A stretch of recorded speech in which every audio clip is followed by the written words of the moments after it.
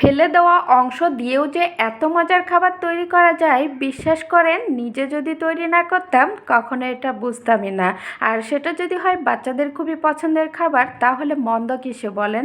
So hello everyone, আসসালামু আলাইকুম। SB family ব্লগে আপনাদের সবাইকে স্বাগতম। সবাই কেমন আছেন? আলহামদুলিল্লাহ, আমিও ভালো আছি। যাই হোক, রেসিপিটা করার জন্য এখানে দুইটা মালটা নিয়েছি। মালটাটা ভালো করে কেটে এই মালটাটা আমরা খাওয়ার পরে যে খোসাটা থাকে এটা কিন্তু সচরাচর আমরা ফেলে দিই, আর এটা দিয়ে কিন্তু খুবই পছন্দের একটি খাবার তৈরি করা হবে। মালটা খাওয়ার পরে আমরা কিন্তু সচরাচর এই খোসাটা ফেলে দিই। এটা আর কখনো ফেলে দিব না, কারণ এটা দিয়ে খুবই মজার একটা রেসিপি তৈরি হয়। তো যাই হোক, এরকমভাবে কেটে নেওয়ার পরে এখানে পানি দিয়ে দিয়েছি। ফ্রাই প্যানে দেওয়ার পরে এর ভিতরে সেই খোসাগুলো দিয়ে দিচ্ছি। দিয়ে কিছুক্ষণ নেড়ে চেড়ে ঢাকনা দিয়ে ঢেকে দিব। ঢাকনা দিয়ে বেশ কিছুক্ষণ জাল করে নিব, কেননা এটা সিদ্ধ করতে হবে। সিদ্ধ না করলে কিন্তু ভালো মতো হবে না। তো যাই হোক, যখন সিদ্ধ হয়ে আসবে তখন আবারও নেড়ে চেড়ে দেখতেছি আসলে কতটা সিদ্ধ হয়েছে।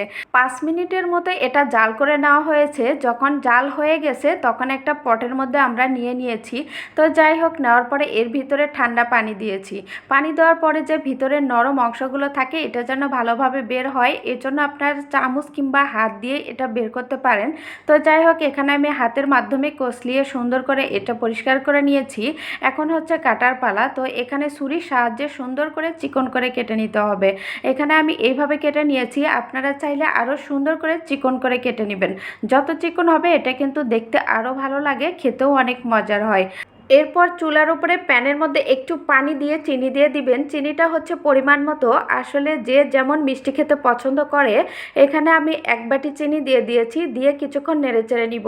চিনি যাতে গলে যায়, তো গলে গেলে এর ভিতরে দিয়ে জর্দা কালার দিয়ে দিয়েছি। যদি আপনারা না চান তাহলে এটা স্কিপ করবেন, কেননা এটা দেওয়ার কারণ হচ্ছে যাতে কালারটা একটু সুন্দর হয়। আর মালটার কালার যেহেতু এমনিতেই অনেক সুন্দর, তারপরেও আর কি দেওয়া হয়েছে যাতে আরও একটু দেখতে সুন্দর হয়। এটা দেওয়ার পরে কিছুক্ষণ নেড়েচেড়ে ঢাকনা দিয়ে আর একটু ঢেকে দিব। কিছুক্ষণ পরে নামিয়ে আবারও নেড়েচেড়ে নিব। চিনিটা যখন আঠালো হয়ে আসবে তখন আমরা চুলাটা অফ করে দিব। এরপরে একটা বাটিতে চিনি নিয়ে নিয়েছি। চিনি নিয়ে নেওয়ার পরে এখন এগুলো একটা একটা করে দিয়ে প্রত্যেকটার সাথে এভাবে চিনি মিশিয়ে দিব। এটা কিন্তু কুসুম গরম অবস্থায় করতে হবে, কেননা পরবর্তীতে ঠান্ডা হয়ে গেলে কিন্তু আঠালো হয়ে যাবে, আর তখন কিন্তু চিনি এর গায়ে লাগবে না। যদিও একটু হাতটা এভাবে করতে কিন্তু কষ্ট হবে, তারপরে কুসুম গরম অবস্থায় এটা কিন্তু করতে হবে। তো যাই হোক, এভাবে করে একটা প্লেটের মধ্যে নিয়ে নিয়েছি। নিয়ে যখন কিছুক্ষণ পরে, অর্থাৎ 5 থেকে 10 মিনিট পরে কিন্তু এটা একদম ঝরঝরে হয়ে যাবে এবং খেতে অনেক ভালো লাগবে এবং শক্ত হবে।